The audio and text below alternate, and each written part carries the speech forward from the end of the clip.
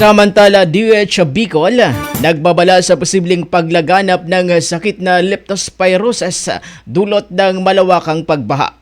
Para sa detalye ng balita, nasa linya, Mega Patrol number 36, RG De Chavez. Bicol Network News Report!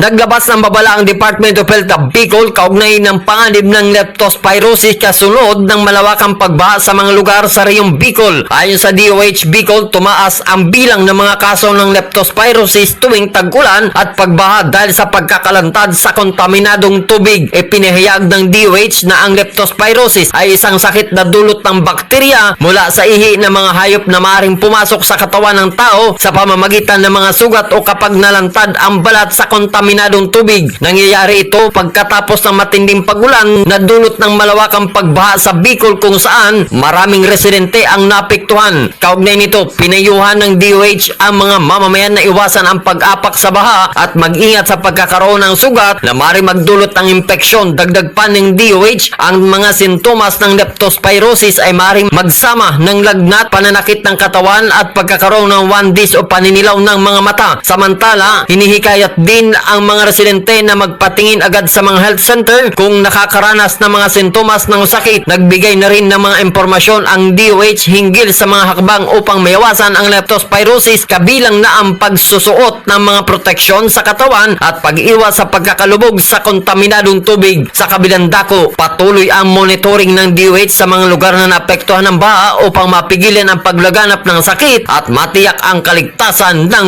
mga residente. Kasama mo sa pagbabalita sa Bicol Network News, ito si Mega Patrol numero 36, RG De Chavez, sa taktunay na serbisyo.